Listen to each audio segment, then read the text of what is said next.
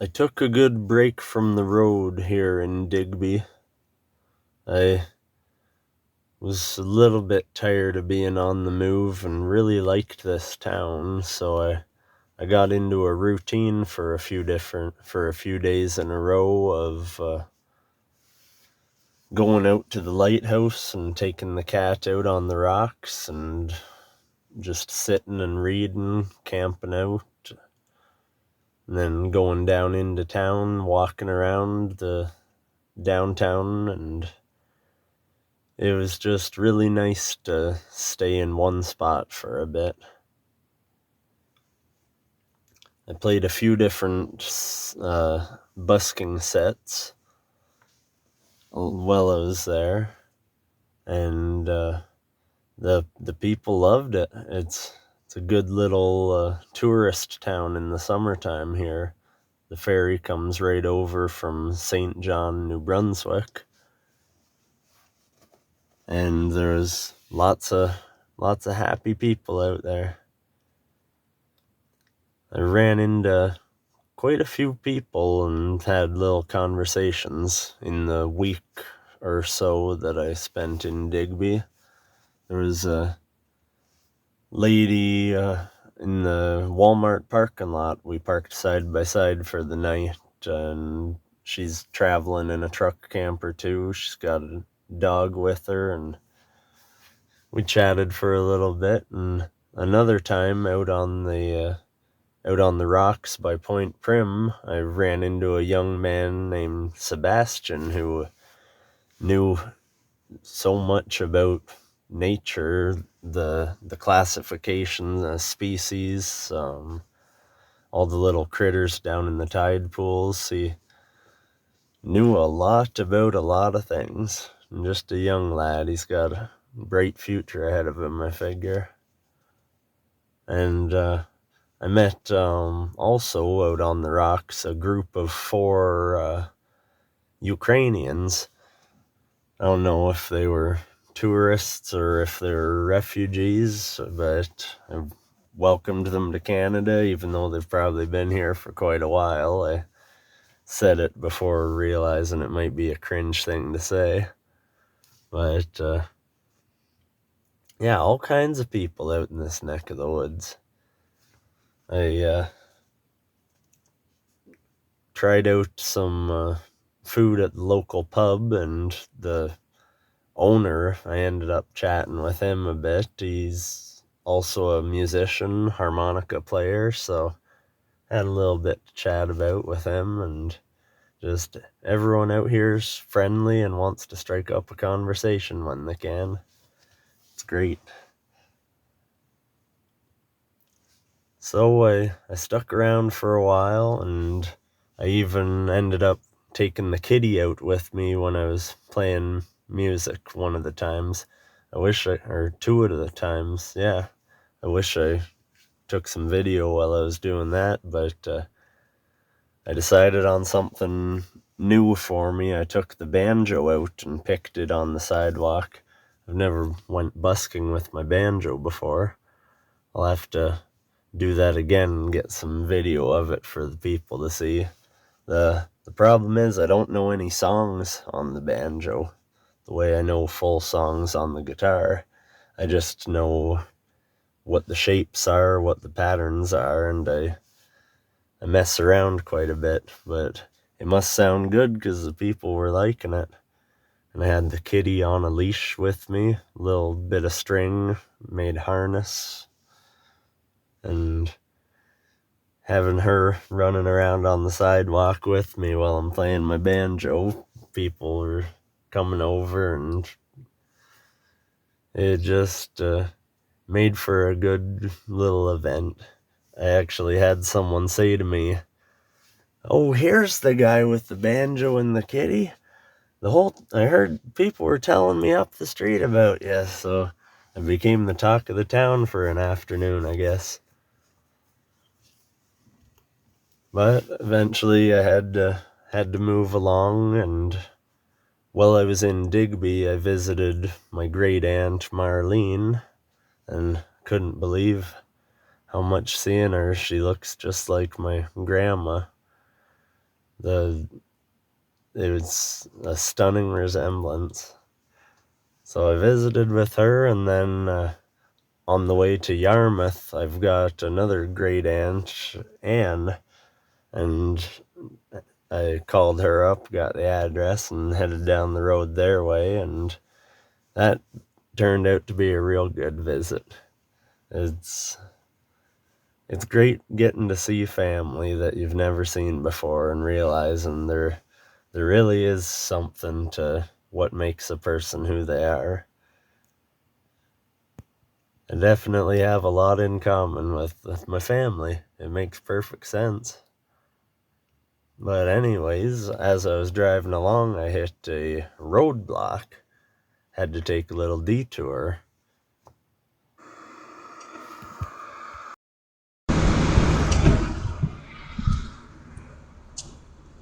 Road closed? Yeah. Yeah. Where are you going? Bodega. Take this road here. Yeah. You're going to see a green store. There should be a sign detour. Just take that detour. See on top of the hill there, another sign detour. Liverpool Road. Yeah. Okay, thanks. Okay. Turns out the road's closed for a parade for the Acadian Festival happening in Clare. But I didn't stop to see the parade. I was on a mission. So I headed off the direction that the guy told me. The accents out here get thicker and thicker the further east I go.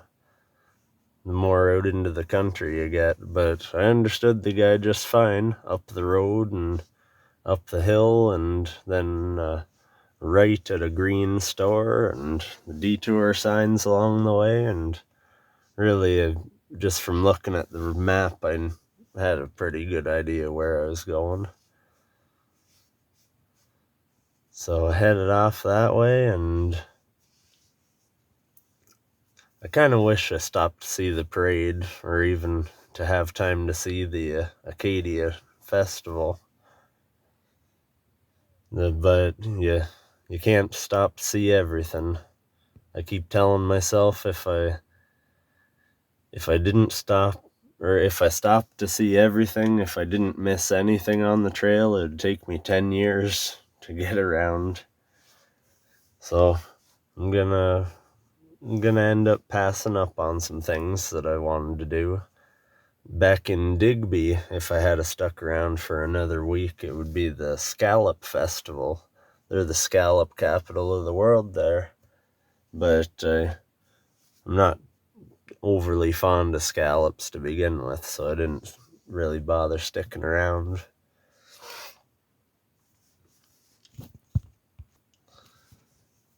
Yeah, at the rate I'm going, I've got a better idea now how long it takes to go certain distances and the rate that I want to travel, better than when I started the trip.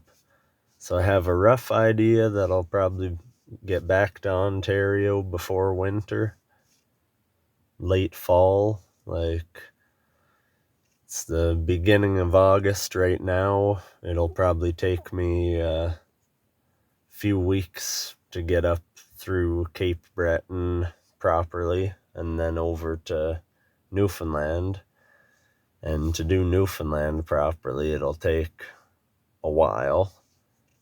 So it might be mid-September when I take the ferry across from northern Newfoundland to Labrador, and I'll be coming back through northern Quebec right as the colors on the trees will be the most beautiful you could ever imagine. I figure that's some pretty good timing to have, seeing as I didn't plan it that way at all. But that's a rough idea of how I want it to go, as long as the truck holds out good. I had part of the exhaust pipe kind of came apart again in the same spot that it was before, but I've gotten real good at fixing it now, so I've got it puttied back into place good and solid. and it should last another few thousand kilometers. I've already racked up 4,000 clicks on the odometer since I started my trip. It's a few tanks of gas, and the price just keeps going up, but I've still been living cheaper than it would take just to pay rent on a place right now, so I count that as a win.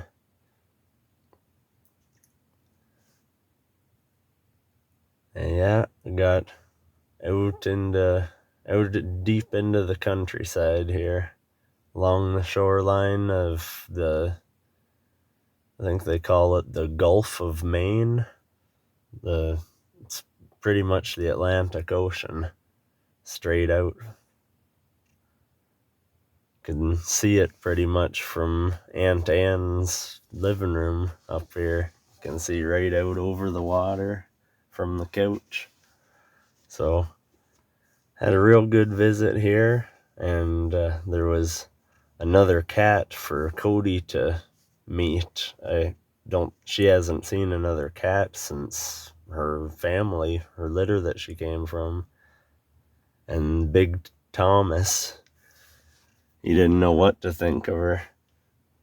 Was just a little bit annoyed with her, I think, because she just went defenses up real quick, arched back and hissing and making a fuss.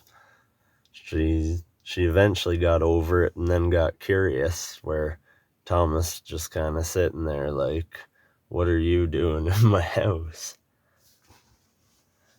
So they got along eventually, and my Uncle Peter came along and had a little puppy dog with him, and they didn't get along. Yeah, there's a little bit of hissing and barking and cat climbing up people, and she's the instigator to begin with, but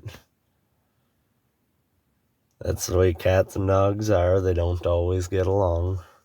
She got along just fine with Colin's dog back in Halifax, but every dog's different. Every cat's different. This one's different, I'd say. She acts like a dog a lot of the time. Tons of people just loved seeing her walking around on the rocks when I'd take her out by the lighthouse, and when I took her out with me busking down by the river in Digby where they had all shops set up. People just went nuts over her. But so anyways, the visit at my Aunt Anne's place was great. As soon as I got in the door, they handed me homemade cookies and homemade donuts, a cup of coffee, and a cigarette, and it's good to meet the people who are on the same tree as you. There's no avoiding it. You got something in common with your family, whether you like it or not.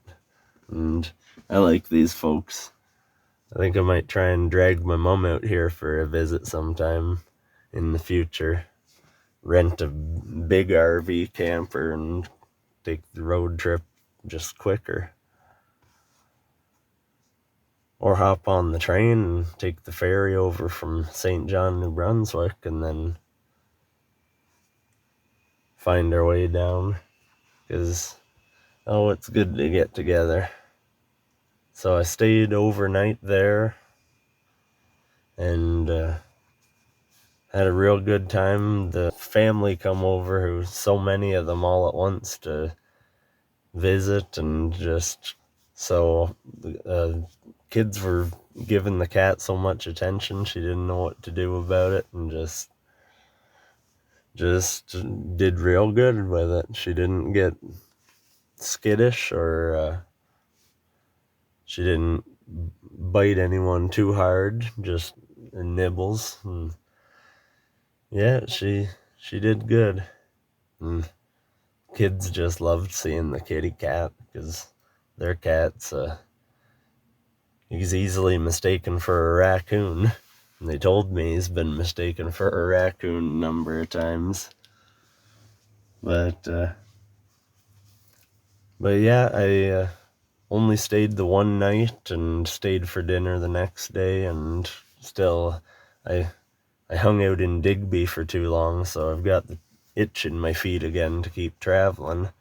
I kind of wish I had stayed a little bit longer there. Yeah, but I also then, we were sitting around after dinner and the news came on, and I heard that Halifax is having their Buskers Festival coming right up soon, starting Wednesday, and it's Monday when I'm talking to you from, so I headed off down the road, see how many miles I could get before dark. I haven't been driving in the dark very much on the trip, really.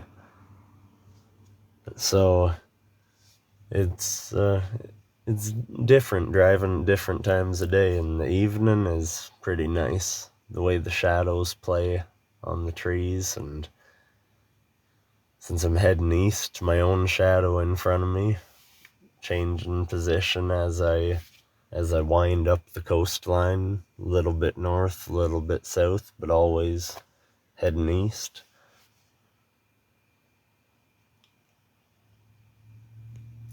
Yeah, and I got a decent ways down the road to a place called Liverpool.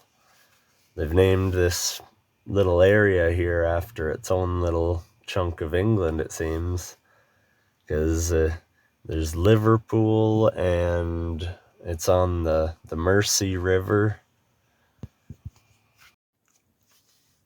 And right as I got parked in a parking lot for right beside the river, like backed up to it, so I step out my door and the water's 5 feet away. Right as I'm moving stuff around in the back of the camper, because stuff kind of flies around a bit as I'm driving sometimes. As I'm organizing things, a guy walks along with 3 cute hound dogs on his leashes, and get chatting with him, and he's it's great how you can get into a conversation with people out of nowhere out here, and it ain't the same back home. It really isn't. There's an attitude difference where people don't think, maybe, I don't know, people elsewhere think their time is too valuable to stand and talk to a stranger for 15 minutes. But round here, like right as soon as I pulled up to the river, guy walking his dog says, "Nice rig you got there." And I told him what I'm up to and traveling, and he told me about his life a little bit, and just those kind of exchanges are exactly what I'm here for. It's what I'm traveling for. There's nothing quite like it. And this is another beautiful little town, and a real nice looking river that I think I'm gonna put my canoe in when I wake up in the morning,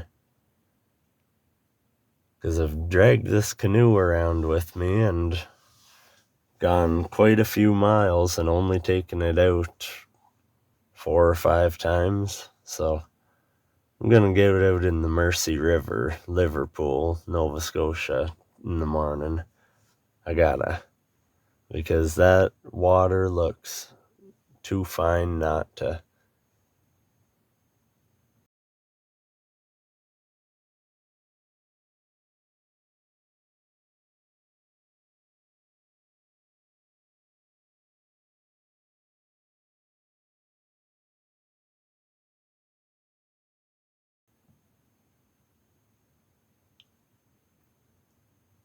Yep, the view out the back window of the camper right now as the sun goes down. Just beautiful.